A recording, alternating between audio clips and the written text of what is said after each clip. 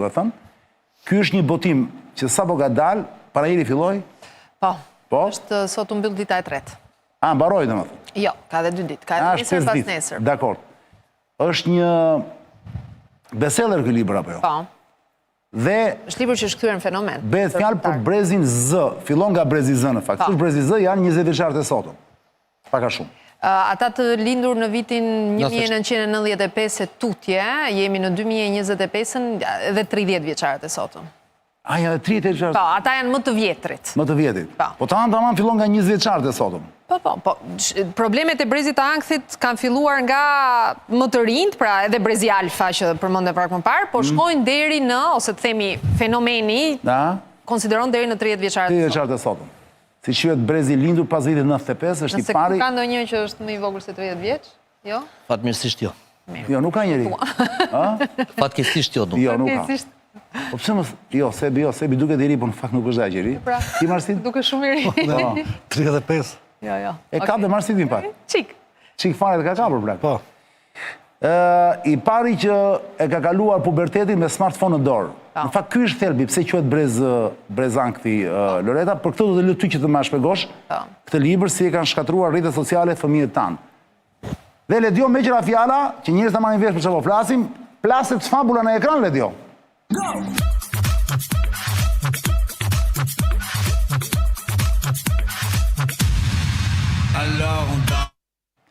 Loreta, po ta lë fjalën ty. Për ta kontekstuar edhe me Shqipërinë, pra të thua se kjo është gjë botërore, nuk është vetëm. Atëherë, libri analizon të dhëna nga gjithë bota, diskutohet që duke qenë autor amerikan fokusohet në të dhënat e Shtetet Bashkuara të Amerikës. Do ta hapja, do thoja me pak fjalë, mënyrën se si e hap autori se më ka pëlqyer shumë. Thot, imagjinoni sikur të vajza juaj të shkonte, të ishte regjistruar pa dijen tuaj në një anketim apo në një projekt që do t'i çojë fëmijët të jetojnë në Mars. Dhe vjen ke ju dhe u thot që është shumë entuziaste për këtë projekt, ajo do shkoj atje, nuk dihet se sa kohë do jetoj. Është regjistruar sepse është diçka e re, inovative dhe mbi të gjitha sepse të gjithë shoqet e saj janë regjistruar gjithashtu. Ju thot nuk dini asgjë për këtë projekt, ajo është regjistruar pa lejen tuaj, kompania që po e bën projektin është i përket një miliarderi, i cili do ndër të tjera të zbuloj se si zhvillohen fëmijët në Mars. Në Mars graviteti është ndryshe, atmosfera është ndryshe, gjithçka që ka të bëjë me ambientin fizik është ndryshe. Dhe nuk ka asnjë të dhënë se si do zhvillohen këta fëmijë që do shkojnë të jetojnë në Mars, ku është regjistruar dhe vajza juaj. Nuk dim nëse do jenë të zotë të mbijetojnë në tokë, nëse një ditë kthehen në tokë. A do ta lini të shkonte? Natyrisht që jo. Po, imagjinoni, thot që pak a shumë, ky është eksperimenti që keni bërë deri më sot me fëmijët tuaj, sepse fëmijët nuk janë që prej vitit 2000, ndoshta pak edhe më përpara, po të themi 2000 e tutje, që me zhvillimin dhe hyrjen e smartphone-ve, jo çfarë do lloj teknologjie, po telefonëve inteligjent dhe sidomos me zhvillimin e aplikacioneve të rrjeteve sociale, fëmijëria është spostuar gradualisht nga jeta në botën fizike në botën virtuale dhe fëmijëria nuk është më e bazuar ke loja, po është e bazuar ke telefoni. Kështu që konteksti ku po rriten këta fëmijë, ambienti ku po rriten këta fëmijë, është njësoj sikur të mos ishte më toka, të ishte një tjetër planet. Dhe çfarë do ndodh kur këta fëmijë tu kërkojmë të kthehen dhe të jetojnë përsëri në tokë, është bërë ky eksperiment, sepse Brezi Z tashmë janë edhe 30 vjeçarët e sotëm, dhe statistikisht, dhe këto janë pas dhënat që janë të frikshme në libër, janë ka grafik pafund, statistikisht ky është një brez që vuan shumë më shumë se sa brezat paraardhës. Nga smundjet mendore. Nga çekuilibrimet emocionale, mendore, nga vetlëndimet, nga ankthi, nga depresioni, deri ke vetvrasjet. Të gjitha janë provuar shkencërisht që vetvrasjet për shkakun vijnë nga këto? Sa i zgjuar që është, e kape me njëherë. Jo, vërtet.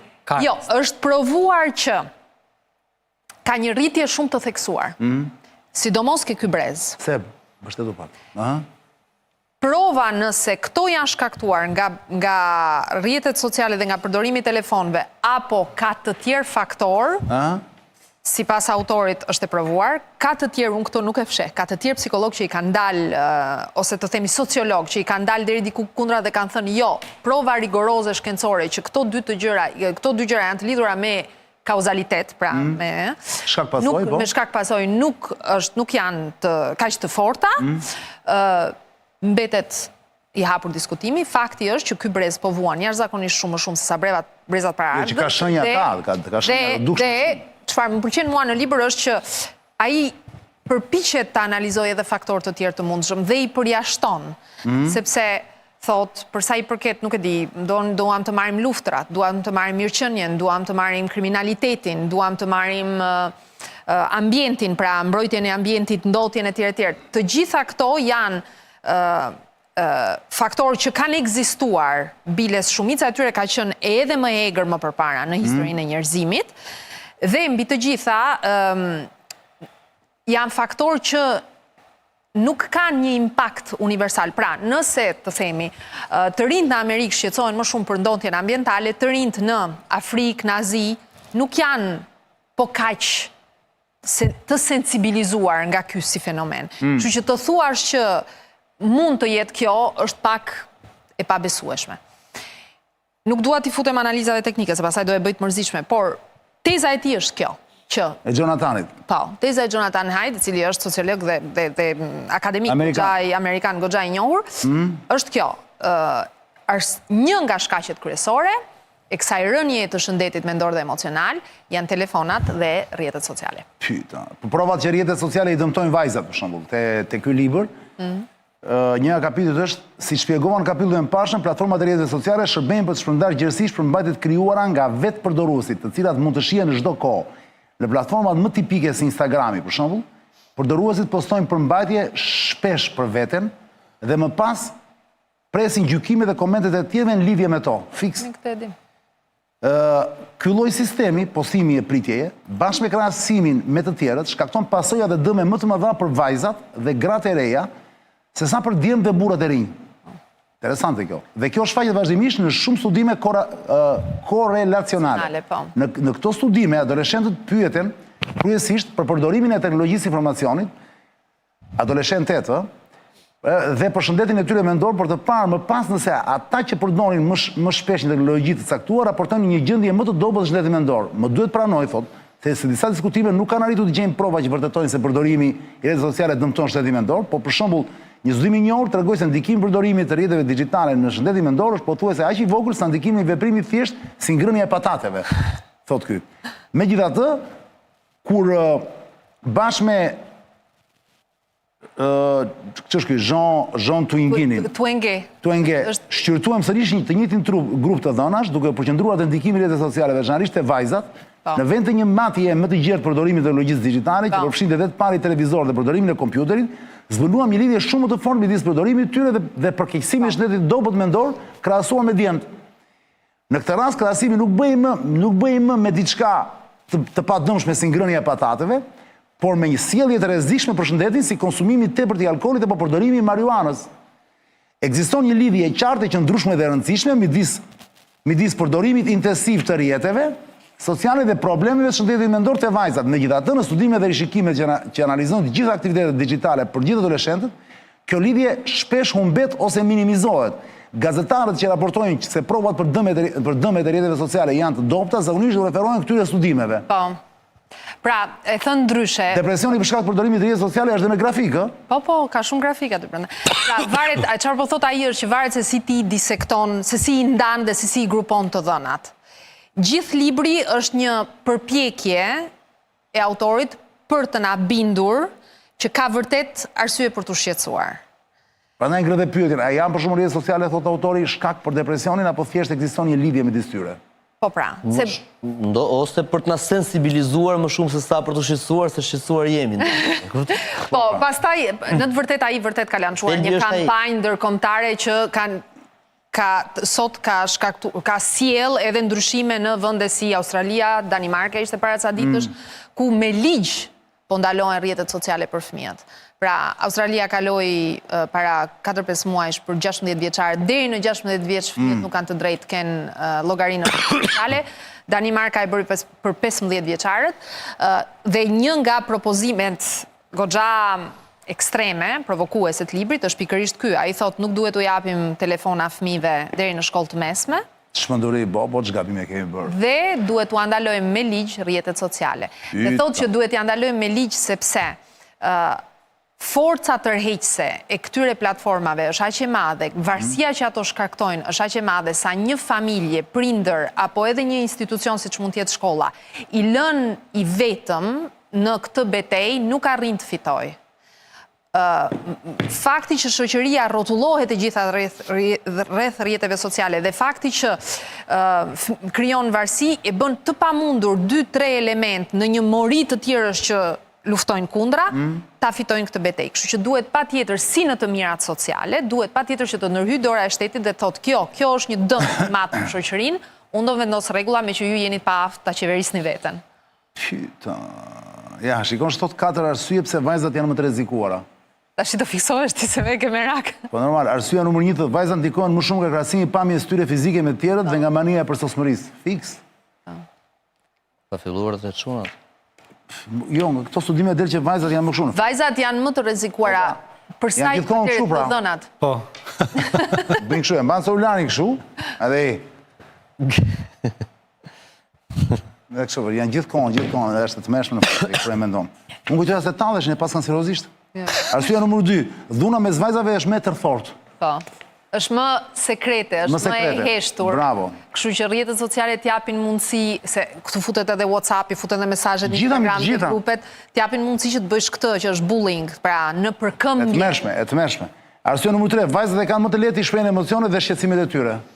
Po. Se qajnë më kollajfat. Po. Edhe pse ka teori tjetër që thon gocat kur qajnë nuk duhet të tmerrohen meshkujt, sepse qara e gocave është një gjë natyrshme. Është shumë e natyrshme, pra gocat nuk mund të jetojnë pa qarë. Pra gocat qajnë dhe kur s'kan ndonjë hall. Mirë tash. Jo, nuk është gjë e keqe kjo tash. Po s'është vërtet? Po nuk është vërtet. Është. Është deri në farmaci. Qajnë edhe kur s'kan ndonjë hall, e shkreton. Po pra qajnë dhe për një mendim, për një gjë për shumë, hop, ju dani lot me një herë. Do me thënë që i veshim e i kemi emocionet më në sipërfaqe. Pikërisht, këtë kuptim. Të njëjtë jemi, thjesht ndryshojnë format ose për masat. Dhe arsyeja numër 4, vajzat janë më të ekspozuara ndaj gacmimeve dhe sulmeve. Se duke dalë atje, po janë lehtësisht të viktima. Vajzat janë ato që përndiqen më shumë nga meshkujt, kështu që normalisht ajo është një tokë. Mua ka pëlqyer shumë kjo gjëja që thot ai, se analiza është goxha e thellë, një nga faktorët që thotë që gjithashtu kanë ndikuar në këtë dobësim. Flet për djem dërgo, apo ne s'kemi kohë sot të merremi me detaje për gjithë librin, po thjesht. Po, një nga gjërat që kanë ndikuar në këtë dobësim të shëndetit mendor është edhe fakti që njëkohësisht është ngritur shumë mbrojtja që i bëjmë fëmijëve në botën reale, thotë.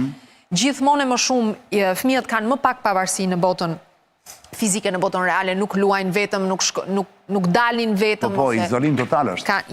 Është një lloj autizmi tani, rrin vetëm me veten e tyre. Jemi të mbyllur, i kemi mbyllur dhe i kemi lënë komplet të lirë në botën digjitale.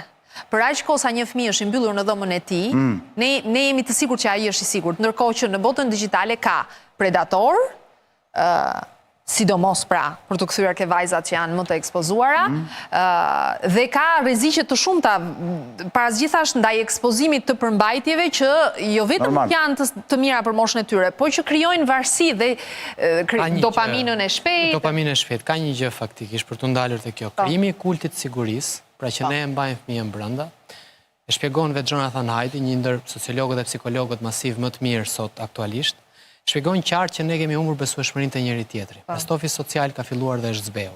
Bowling Alone, që është një nga botimet e mira amerikane, dhe ky përkthim që ka ardhur është ju përgëzoj për këtë që keni sjell. Çfarë ndodh në këtë mes kur ne humbim besimin tek njëri tjetri si qytetar? Atëherë çfarë ndodh? Nuk i çojmë më tek këndi i lojrave, por i mbajmë në shtëpi. Duke i mbajtur fëmijët në shtëpi, lëm në rrjete sociale. Tani cili është problematika që shfaqet në rrjete sociale që na thot Jonathan Haidt?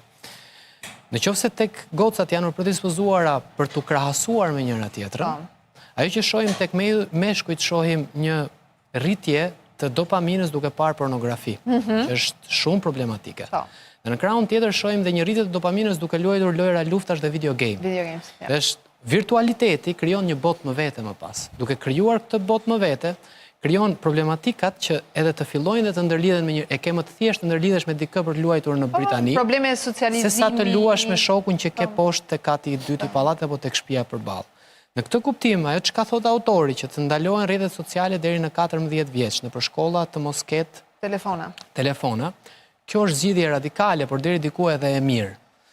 Mund ta marrim në një qasje që është disi nostalgjik në këtë aspekt për të treguar që ne jetuam ashtu. Ky brez i tillë është fillon në 2010, në 2007 del iPhone-i i parë, në 2010 fillon prodhimi masiv që fillon nëpër gjithë botën, dhe mbas 2010-s i gjithë ky brez, mbas 40 vjetësh ne do dukemi si dinosaur kur të themi që ne luanim jashtë apo luanim syllambyllsi.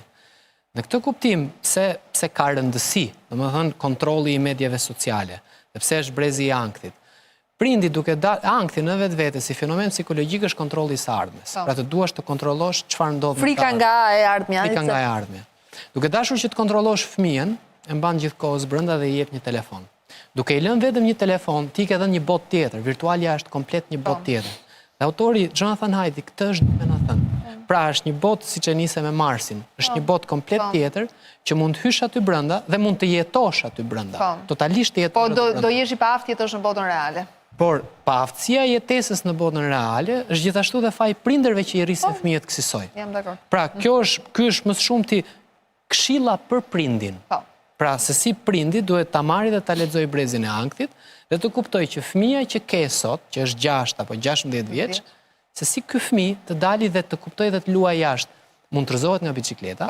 Mund të vritet. Mund të bëj llafe me këtë shoqen apo shokun. Janë këto sherrat e vogla që ndodhin gjithkohës. Po ky është realiteti. Dhe ajo do t'i bëj mirë dhe ajo do ta përforcojë. Dhe kjo do ta arrisë. Është ajo që thot Bill Gates, kur e lexova tha, u mahnita tha dhe u çudita me këtë që lexova. Pse? Ndoshta tha, edhe kjo që un kam sot, ta çfarë kam arritur, është dhe si arsye asaj tha çka ne luanim kur ishim vegjël jashtë. Po kjo s'do thotë që s'ke gjeni sot si shefi Andurilit e tjerë të cilët janë computer maniac që kanë arritur dhe ata gjëra shumë geniale. Në përgjithësi... Çështja është ke numrat e mëdhenj, se pastaj përjashtimet... Pra krijon një lloj bote më vete që është me të vërtetë shumë problematike. Dhe, nuk e di, para ca ditësh gjithashtu po lexoja një statistikë që më bëri përshtypje, për shembull, brezi Z dhe brezi alfa kanë 2 deri në 3 herë më shumë probabilitet të kenë probleme me parjen në sy, eye contact. Pra, shkojnë në për intervista, për të kërkuar punë dhe nuk arrin ta shohin. Të shohin këtë në sy, po. Më falë, se më duhet të të përcjell falenderimet nga ime shoqi që është logopede dhe unë këtu ndihemi pa... Logopede, për ataj se kuptojnë do me thënë? është specialisti që merret me shregullimet të të folurit të fëmijët. Po, jo vetëm. Po, logopede është pedhia pra nga fëmija. Po, pra, edhe ata që kalojnë afazi, që humbin folurin. Po, kryesisht po. Dhe... se unë ndihem jo komod për të folur për këtë temë, por e kam në shtëpi, po sepse... Se quhet një kështu? Jo, për këtë temë... Jo, për këtë temë... është dakord gruaja jote një... Ajo është shumë njëse që e ka sjell librin, Pegi. Jo, patjetër. Po patjetër pra, ja. Jo, është dakord me këto, pra, gruaja jote mendon që ka vërtet shregullime të... Më ka sjell disa pika. Po, pa diskutim. Lexoj. Është autizmi virtual. Shpejt e shpejt, është ADHD-ja. Ta bëjmë në pjesë se kemi aktualitet të është ADHD-ja, që është hiperaktiviteti, është shpërqendrimi, mungesa e vëmendjes, se mu lidh tek intervistat, është kutia e ftohtë, pra qoftë tableti, qoftë telefoni, qoftë dhe televizori, ndryshe nga qeni që përcjell emocion apo mace, apo kafshët, apo balta, apo ku diun se çfarë, këto të fusin në një kuti, eksakt, pra nuk kanë emocion, të fusin në një kuti që është shkatruese dhe problemi nuk fillon te 6 apo te 16. Problemi fillon para dyshit, fillon që 6 muajsh. Dakor, fillon shumë herë. Aty fillon problemi, aty fillon izolimi, aty fillon mungesa e vëmendjes, shpërqendrimi, ftoja, mungesa e socializimit dhe shkojmë tek ato të rëndat pastaj që edhe nesër me urgjencë tek edhe gjithë prindrit duhet shkojnë me urgjencë vlen gjithë librit. Po, pa diskutim. Është nga i profesionist kjo, jo nga unë i besoj asaj. Qartë. Fundja, kam mendere unë të mos i besoj asaj. Je i saktë. Kështu që falenderit. Falenderit ju. Para se ja fjana Marsitit, dhe ta falenderoj Lorente që na erdhi për të promovuar këtë libër sot, që është shumë i rëndësishëm për ta pasur, nga Pegi. Më vjen një mesazh, që duhet adoleshentët më thotë, njerëzit izolohen nga teknologjia, ka vende që e ka vendosur me ligj, thotë, sepse varësia e teknologjisë është aq e madhe sa që nuk përmbahet. Pra do vendosim ligj për të bërë detyrueshëm që të lënë këtë drogë, thotë, që adoleshentët ndalojnë sëmundjen. Shpeshherë adoleshentët ankohen, por unë për shembull çani thotë, jam adoleshente, gëzohem buzëqesh kur marr vesh një lajm të tillë. Po, ma kanë thënë shumë, ne kemi bërë një... Familja. Si familja? është se atë kush e menaxhon. Unë nuk e lë para televizorit, e lë të lozi me qenin. Tani televizori është lule tani, të ri para televizorit. Perl. E la vjen. Edhe sepse, edhe ne që shifnim shumë televizor, nuk përmbajtja në televizor nuk ishte diçka që zgjidhnim. Kështu që e ke parasysh ti do të shifshe filmat vizatimore, kishe me orar, Qameti do shihje 2 orë, tash statistikat janë të frikshme, ata kalojnë 5, 6 orë, 7 orë. Pra po t'imagjinosh një 10 vjeçar, një 11 vjeçar, një 12 vjeçar që kalon 6 orë në telefon, si do rritet ky fëmijë, çfarë investon në jetën e tij, çfarë mëson, mua më të merron. Dhe kjo që adoleshentët kanë qenë entuziast për këtë libër, unë e verifikova edhe vetë sepse ne bëm një promovim bashkë me ata dhe erdhën nja 80 veta dhe prisja që të më kundërviheshin, prisja që të më thonin jo, se ne duam telefonin, se ne pa telefonin nuk... Pati një person, një djalë që tha jo, unë e dua se flase, kam lirin time, dhe 15 të tjerë thanë do ishte shumë mirë si kur ta ndalonit me ligj. Pra dhe ata e kuptojnë që e kanë këtë problem dhe që në një farë mënyrë janë futur pjesë në një rreth vicios ku nuk e ndalojnë dot veten sepse s'duan të ndihen të përjashtuar. Dhe duhet të vi vërtet vllai i madh dhe thot, okay, tash unë vendos për gjithë ju, jashtë loje, për ndryshe jo. Fiks. Marsit dy fjalë edhe pse librin se ke lexuar akoma, sepse tani ka dalë, po ja i bindur që ti do pin këto libra. Kam çekuar dhe po i bisedoja pak përpara me Sebastianin, sepse kishte bler në Panajir.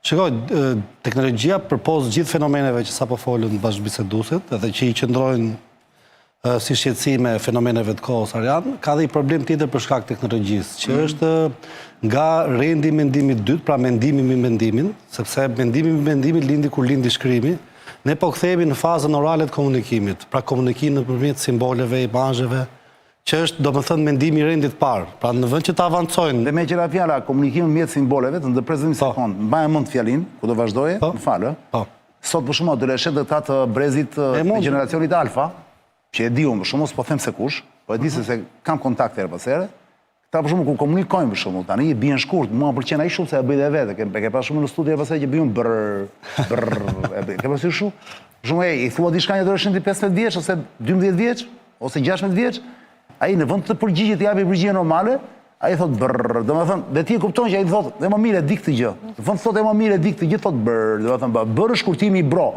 i cili është vetë shkurtimi i brother. Pra nuk thot as brother, as bro, si që thoshin anglisht dikur. Jo, dikur është anglisht me brother, bro tani thon brr, ka ikur dhe broja, pra. Tani, fëmijët tanë që janë nga 2 vjeç, tani ata... Do flasin më do të fare. Dhe bukur është kjo, prit Loreta, po se për shumë kur thonë, për shumë i thua ndonjë gjë dhe i thua, ore, si duket filani, për shumë, gufie. Gufie, do më thënë njëri i çuditshëm, bizar, që gufie. Po tani po flasim jemi në anglishtu, janë fjalë gjitha që përdoren në... Pra një njeri që nuk di anglisht nuk i përdor do to. Po flasim për këta adoleshentë që janë për shkolla anglisht dhe gufie është njeri i çuditshëm. Edhe ata që janë për shkolla shqip i njohin sepse janë rrjetet sociale dhe i mësojnë. Problemi është që ti, unë, edhe çunat janë rritur në një botë ku deri në moshën 25 vjeçare nuk i kishim këto. Truri ynë u formsua ndryshe. Tani ti je i lirë, ti marrësh këtë kulturë të re, këtë subkulturë të re, të pëlqejt, mos pëlqejt, ta përdorësh kur të duash, mund të kthehet. Mua pëlqejn shumë. Truri jotë është i formuar. Një fëmijë që është 6, 10, 2 vjeç, që e ka trurin të paformuar, i ndryshon një herë për gjithmonë forma e trurit dhe nuk do ketë kur mundësi të jetë një Arjan Çani ai. Po, këtë thot libri. Jo, mund të jetë një Arjan Çani tjetër. Një Arjan Çani tjetër, problemi është që do jetë një Arjan Çani statistikisht më i depresuar, më i pashëndetshëm që... sepse njerëzit që mua do më dëgjojnë, do flasë, me ta do e njësoj si unë. Pra nuk e di, pra do jetë, pra... Do kthehemi gjithë në gjuhën e shenjave. Askush nuk do çuditet, nuk do jetë ne. E kupton Orianin, pra, po ta shohësh shumë, nuk është një dramë e madhe, do them. Po atëherë pse këta njerëz janë kaq të depresuar? Sepse na bën ne përshtypje pas se jemi brez tjetër. Jo, depresioni nuk është çështje relative. Jo, çështje të parit. Jo, po ne po flasim. Arjan, këto janë për matje objektive, janë sa njerëz kanë shkuar në spital, sa njerëz kanë lënduar veten, sa njerëz janë raportuar të qenit pa lumtur. Këta krahasohen me brezin e tyre. 20 vjeçarët krahasohen me 20 vjeçarët, jo me 40 vjeçarët. Kështu që këtu ka një rënje masive të shëndetit mendor dhe të mirëqenies është e pa diskutuar. Ajo rrjedh për shkak Brain rot quhet, kalbi i trurit quhet. ata të fenomeni që quhet, po, kjo rrjedh për shkak të fenomenit që quhet atomizimi i shoqërisë. Pra nëse përpara shoqëria kërkonte komunitet për të parë një film, shkonin që të gjithë bashkë dhe krijoi komuniteti, kishte ndërlidhjet. Tashmë ti me kompjuterin tënd, po ose me telefonin tënd mund të shikosh serialet e Netflixit, filmat vetëm. Mund të jetosh për muaj dhe vite të tërë. Po. Është një lloj programimi i individualitetit dhe promovimit të individualitetit që janë të gjitha fenomenet të shoqërisë postmoderne. Po kjo ndryshon komplet gjithë jetën, mos e për shembull dhe seksin, njerëzit gjithmonë më shumë nuk do ta bëjnë më fizikisht me një tjetrin, do bëjnë online. Pra orgazma do merren me online, më kupton? Pornografia, po pra. Komunikimi erotik, po. Pra se thosh kemi hyrë tani në këtë epokë dhe mua më duket pak ne nuk arrim. Alucinante, jo, të besosh që kjo mund të bllokohet, është e pamundur. Jo, dhe qëllimi nuk është që ta bllokosh. Këta që sot duken gufie, Manguf, po.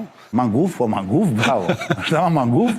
Këta do jenë robotët e së ardhmes. Këta janë robotët e së ardhmes. Duhet të parandalojmë çrregullimet e sjelljes dhe të shëndetit mendor. Po jo, nuk i parandalojmë, do rregulloj vetë, pas të thuash do jetë një vetë rregullim ajo, s'do ta bëj dot. Po pastaj thot Adam Smithi, dora vetë rregulluese e tretë. Dora vetë rregulluese.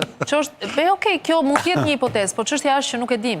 Dhe pyetja është, a jemi ne të gatshëm ta bëjmë këtë eksperiment dhe të shohim dali ku dali me fëmijët tanë? Jo, puna është, nuk është se jemi të gatshëm, puna është që s'kemi zgjidhje tjetër. Kemi zgjidhje. Ndaloje me ligj. Prap të i shteti? Po. Çdo gjë ndalohet me ligj, ti që bëhet me kërkuar. Ja, është. Çdo gjë që ndalohet me ligj bëhet me kërkuar. Unë e dija që këto opozit do bëja. Molla. Në qoftë se bëhet në mënyrë sistematike. Pse kokaina dhe gjithë drogat e tjera? Po mirë, pse ja ndalojmë me ligj? Pse ja ndalojmë me ligj duhanin dhe alkoolin fëmijëve neve? Lërat e kumarit, duhanin, alkoolin, pse ja ndalojmë? Po pra, deri në një farë, po pra, nuk them. Po deri në një farë, po këtë po thot dhe ky, deri në një farë moshë. Ti thua ja për moshën 16 vjeç. Po, absolutisht. Dhe ai e shpjegon biologjikisht se. Ledi po më thoshte një rast tjetër, thot tani thon për shembull fëmijët, pra këta që flasin anglisht, tani anglishtja është gjuhë e perandorisë, ende për momentin. Për të thënë për shembull po ose jo, thon 6-7. Po, ky numrit, ky ishte, jo 6-7, 6-8. 6-7. 6-7, po. 6-7 dhe që do thot Ledio? Asgjë. As po, as jo. As po, as jo, apo edhe po dhe jo? Kjo ishte fjala e vitit. 6-7. Po. Po përdoret në Amerikë për shumë nga brezi alfa, kjo është brezi alfa. Shka dalë di trend 730, zgjohen dhe shohin telefonin 730, dhe ajo ka i kuptim, po ku di ju? Se si jemi në as zë, as ta... Unë jam millennial për vetën tim. Pyetja e madhe filozofike dhe ekzistenciale është a është qena njerëzore autodestruktive ose vetë shkatruese? Është apo jo?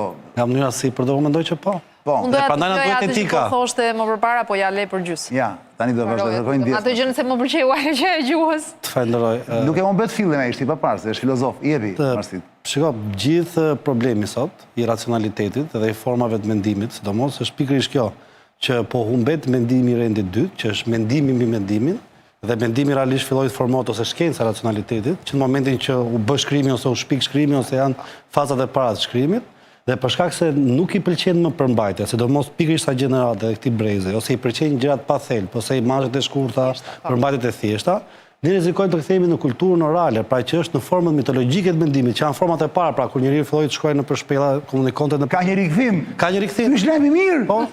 Fiton, ky është lajm i mirë. Po, nuk është lajm i mirë. Pse? Sepse duhet të ketë avancim. Po jo, se dëgjoj, ka një gjë. Qytetrimi më inxhinierik që ne njohim ka komunikuar me hieroglife dhe ka komunikuar Egjipti i lashtë ka komunikuar me simbole. Me simbole ka komunikuar. Çdo qytetrim dhe çdo brez ka gramatikën e vet. Duke pasur gramatikën e vet çdo brez dhe shkurtimet që bëhen në këtë lloj rasti, janë gramatika e një brezi të i cili komunikon me njëri tjetrin në këtë lloj. Ata ku komunikojnë me njëri tjetrin nuk kanë probleme. Hieroglifet e sot janë e modër. Ajo që ne shohim. Ledio sot është duke bërë planet përpara. Se ka atë Loreta, bravo Loreta. Kupton për shembull që komunikimi publik bëhet me emoji, Rama nxjerrë një emoji, pastaj Brisha ti përgjigj me emoji tjetër, pastaj nxjerrni. Pra, po të marrim një qytetar para 12.000 vjetësh, komunikonte me emoji. Politikan introvert. Sot pas 12.000 vjetësh që komunikon me emoji, kanë të dy një shqetësim. Shqetësimi i vdekjes që vjen nga Egjipti i lashtë tek libri i vdekjes dhe sot një shqetësim ekzistencial për vdekjen. Pra ne thuajse gjithçka e bëjmë për ta shmangur apo për ta çuar, për ta hedhur pas supit vdekjes. Çfarë na mëson brezi i ankthit në vetvete? Çfarë ankthi kemi ne sot? Ankthi i atij që është mbi 40 është që sot nuk lexon tekste të dëndura. Pra sot ka mungesë analize. Tekste gjithmonë më të shkurtra, gjithmonë më të thjeshta. Teksti i dëndur në vetvete tregon mungesën e autorefleksionit të këtij që është duke lexuar dhe që do mësoj këtë fëmijën se si të rrinë rrjetet sociale. Pra, kemi një dështim të dy fisht në të dyja radhët. Po të shohësh gjyshrit në vetvete dhe i thua, ore, ky gjyshi ishte pa shkollë, u martua me gjyshen 15 vjeç dhe bën kaq fëmijë. Por diti se si ti riste, diti se si ti çonte në shkollë, ishte baby boomers, po të marrim këto amerikanizmat tani e tjerë. Ku shkojmë sot? Sot shkojmë probleme pafundme ekonomike, pandemi, media sociale, oligarki globale, dhe në krahun tjetër tani kemi edhe një brez 40 vjeçarësh apo 50 vjeçarësh që nuk din të lexojnë. Këto janë analfabetët funksional. Po, dhe në Shqipëri janë shumë. E do tekstin sa më të shkurtër që jetë mundur. Pra teksti i dëndur, mendimi i rendit parë, rendit dytë dhe rendit tretë është diçka dhe të rri dhe të shef kështu. Ore çapo thua. Patjetër. Dhe ky tani do i mësoj fëmijës se si mos rrin rrjetet sociale që rri vetë në. Është pamundur, prandaj thash, Prandaj unë thash duhet analizoj. Kjo është një pyetje që na vjen që nga antikiteti. Dhe përgjigjja e antikitetit ka qenë gjithmonë një. Estetika do të na shpëtojë. Pra na shpëton poezia, na shpëton natyra. Kjo është përgjigja që ka dhënë te teknia. Prandaj pra ka drejt masivi i thotë, le të rikthehemi, mund të rikthehemi siç kemi qenë, pra të rikthehemi në shpellë është ideja. Po pra, por nuk ishin introvert në shpellë. Kushta? Ishin më social. E ke gabim. Ja ta them unë. Introvert? Të mbyllur, komunikojnë me njëri tjetrin? Një sekond ta them unë. Jetonin komunitet. Jetonin komunitet, pra? Varet se në çaj epoke po kthehemi tani, se ti po kthehesh para se të zbuloj zjarri. Ti ke për ta gjetë një argument për tezën tënde. Jo, nuk e gjej, nuk jam se po, nuk është se po impostohem për ta gjetur. Jo, po duhet debat, kjo ha debat. E kisha këtu tani por shkoj vetëm diçka. Shkenca është e pamshishme. Të gjitha këto, domethënë kush është deformim ose fenomeni kryesor, se të gjitha këto janë epifenomene, zgjatimet fenomenit kryesor të është raporti me të vërtetën, ose raporti real i racional me të vërtetën. Teknologjia këtë sjell, e ç'bën domethënë, sjell një reduksionizëm, sjell një filozofi, si ta themi, një formë mendimi që nuk ka një të vërtetë, secili ka të vërtetën e tij. Pak a shumë ai që ka thënë Protagora që masa e gjithçkaje është vetë njeriu, pra çfarë është për mua e mirë, e keqe, e drejtë e gabuar, e shishme, e pashishme, estetike ose jo estetike, e bukur. Dhe në këtë moment, kjo bien fundamentet. Jam shumë dakord me ty. Megjithatë, edhe për ta qetësuar dhe njerëzit, se ka dhe njerëz që që i marrin shumë seriozisht të gjëra. Po duhet i marrin. Domethënë ky libër ja vlen të lexohet, sepse duke qenë shumë tolerant, ky të bie në ekuilibër. Po nuk po them, kjo e Loretës, prandaj shërben pra, Pegi, shërben që t'i hapi syt njerëzve, ti thonë, shiko, jeni bërë shumë tolerant me kalamajt, vëlla. Unë nuk po them që të kalon në ekstremin tjetër, t'ja o mirë një fare. Thjesht unë një orët. Dhe ky libër për të shërbene, për t'i sjellë në qendër. Sensi masës. Dhe si punathikave, për shkak se disa adoleshentë therrën, sepse për të qetësuar gjithë dynjan, dhe jo për t'i vënë alarmin, unë po ju rikthej në vëmendje, miq të dashur, zonjë, me që të kam këtu Loreta Beramin, mikesh dhe ti e vjetër e emisionit, një plak kuneiforme, asiriane, që, dhe kjo ekziston në Muzeun Britanik, është atje, ti e di, 2800 vjetë para Krishtit, Zoti Marsid. Po, të po shoh. Që thot, për të treguar që çfarëdo të ndodhi, toka prapë rrotullohet, pra bota jeta do vazhdoj. Toka po degeneron sot. Dëgjoj çka thon. Toka po degenerohet sot. Ryshfet dhe korrupsion për rreth. Fëmijët nuk i binden më prindërve të tyre, 2800 vjet para Krishtit. Çdo njeri dëshiron të shuajë një libër, atëherë normal se tani është teknologjia, pra smartphone, atëherë çdo njeri do të shuajë një libër, dëshiron të shuajë dhe është e qartë se fundi i botës po afrohet me shpejtësi. E ka thënë 2800 vjet para Krishtit. Sot jemi 2035 vjet pas Krishtit, total i thonë mbi 5000 vjet. Po. Tani, pyetja është e thjeshtë. Dakord, ka probleme, por a duhet nxirr gjithçka? Unë them jo. Jo, nuk po flasim për nxjerrje. Jeta do Ai është një vazhdoj. libër që sensibilizon, pastaj unë kam qartë që Frik jo, kujdes po. Kujdes po. Frik jo, kujdes po. O Loreta, gjithë prindi sot në shtëpi që thonë do zoti, nuk na ndodh te fëmia im. E di.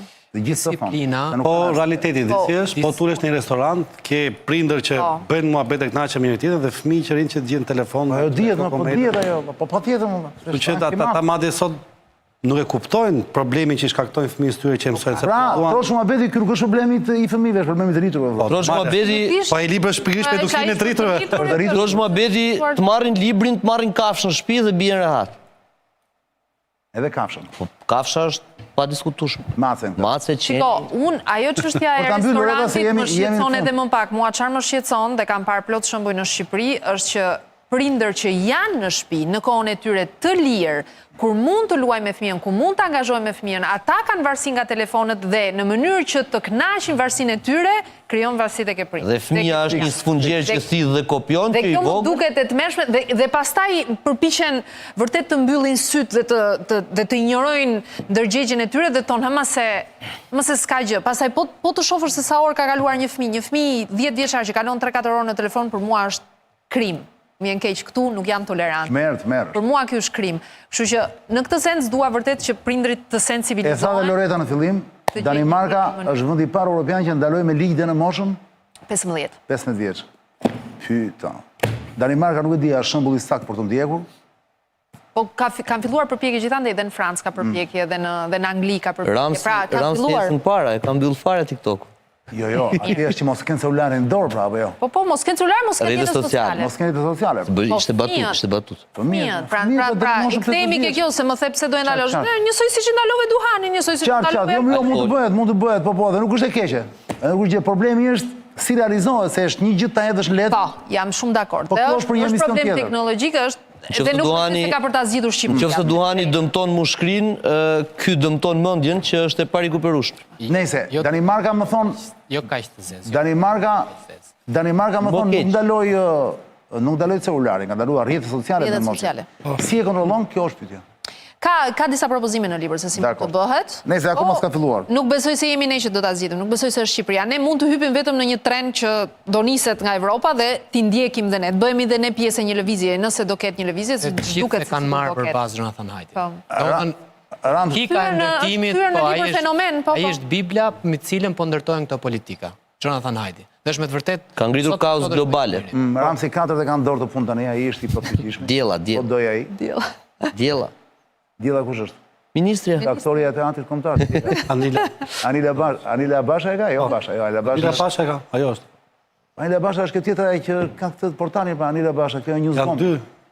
Është Bisha apo Basha? Bisha më bursa në gatrono, Bisha pra lutem për një A. Për një, Për një A fillon luftë tretë botërore. O Loreta, do të pak me nezër më? Si të duash ti? Ledjo, të lutem, plas pak... Do të kujtojmë prapë me kalim. Plas pak atë fabulën Erina, si plak me çunat. 5 minuta do